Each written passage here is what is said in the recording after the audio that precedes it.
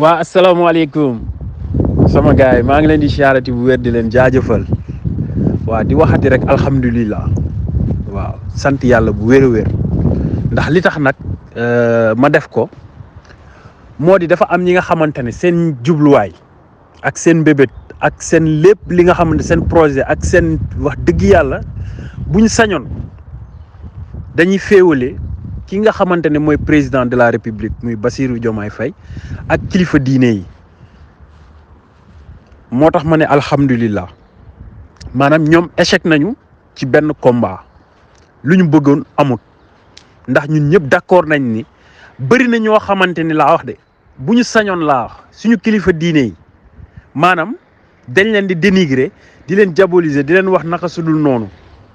waaye sant yàlla ba nga xamante ne wax dëgg yàlla entourage du président de la république Bassirou Diomaye Faye ak lu mën a xew xamal nañ ko ni suñu kilifa diine yi ñu war a jox cër lañ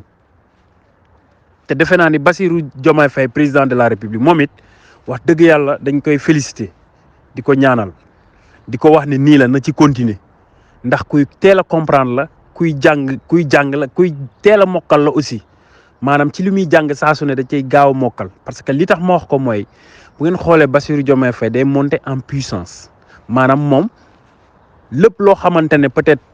xaaroon nga ko ci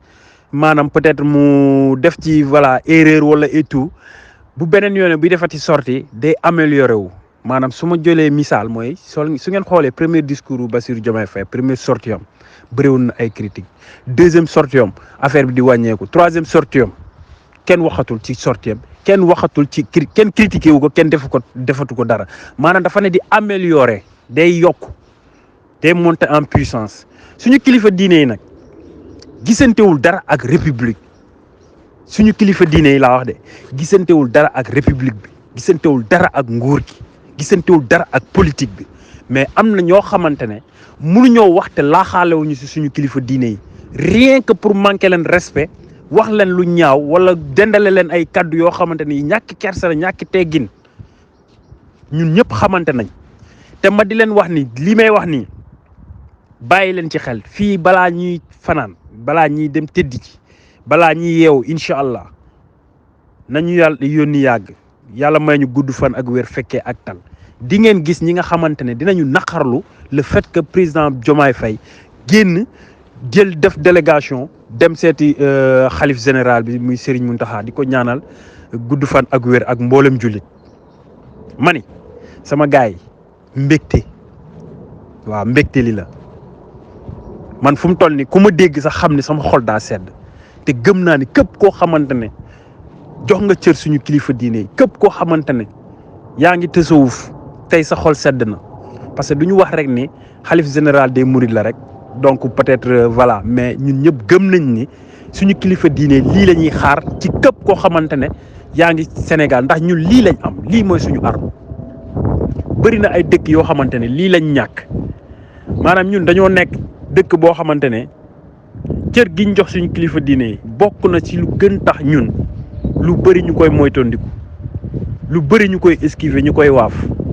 gis naa si ñi nga xamante ne jour Korité bi dañoo ñaawlu le fait que discours bi Bassirou Diomaye Faye président Bassirou Diomaye Faye wax ni kilifay diine yi ñaan yi ñu fi ñaan et ak yooyu lu mu leen wax loolu yëpp dañ koo naxarlu daal maanaam neexu leen may laajte ñooñu wenn façon nit lañ bëri na si ñoo xamante ne li Bassirou Diomaye Faye dem julli grande mosquée neexu leen waaw ñooñu ban façon nit lañ quoi ñooñu lan mooy seen projet léegi nag li may wax nii nag bàyyi leen ci xel si réseaux sociaux yi liveurs yi di ngeen leen gis ñi nga xamante ne ci loolu moo leen tax a jóg di ngeen gis ñu ñaawlu ko ñi nga xamante ne ñoom ñooy nekk ci WhatsApp yi ak Facebook yi ak Instagram wala YouTube di ngeen gis ñu génn ñaawlu ko di ngeen gis Facebook gars yi di poster ay kaddu yoo xamante ne dañuy naxarlu dem bu mu dem foofu rien que pour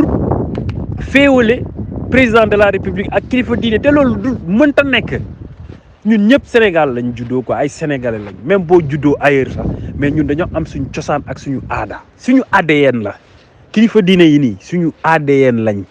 nañ leen jox cër ak foo mën a jokku nag ak foo mën a jokku suñu kilifa diine yi nañ leen jox cër te xam ne taalibe yi laay soññu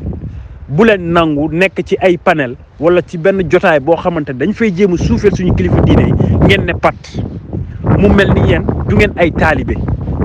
gis nga képp koo xamante ne nag dañoo jéemoon a suufeel sa sëriñ wala suñu kilifa diine yi nga nekk ci jotaay boobu noonu ne pat wala jéem a doxal jikko yoo xamante ne wax dëgg yàlla kenn xàmmeewu la tey am nga gàcce tey rus nga. wax dëgg yàlla nañuy dëggal suñu bopp te gëm li ñu am mooy suñu kilifa diine yi gisantewul dara nag ak président de la république gisantewul dara ak politique gisantewul dara ak république bi il faut que ñu ràññeetle dama ni ñëpp ñi nga xamante ne nag doonoon nañ dox benn combat boo xamante ne pour jéem a diviser suñu kilifa diine yi ak suñu président de la république wala suñu homme politique wala état bi wala gouvernement bi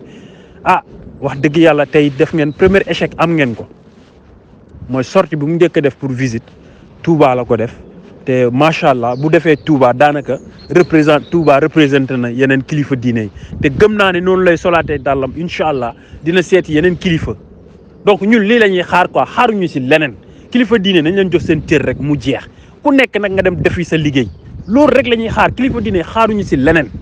tey jii nii ñun ñuy di wax nii ñun ay taalibe lañu fier ci nag. duñ ko làq duñ ko kii gisuñu si leneen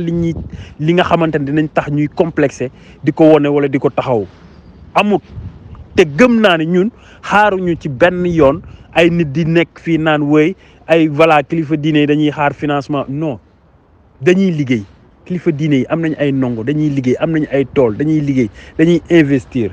donc il faut que ñu arrêter li nga xamante ne moom la ñuy def saa su ne nekk fii saa su ne bëgg a diviser bëgg a ñàkk kersa suñu kilifa diine wax dëgg yàlla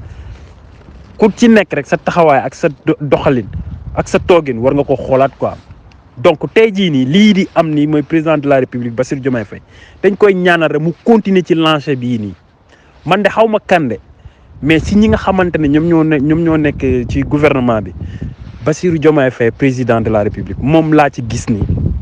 zéro faute pour l'instant. te loolu lañ koy ñaanal mu continuer ci lancé boobu parce que gis naa ci moom loo xamante ne wax dëgg yàlla ni muy amélioré daf may yéem sax man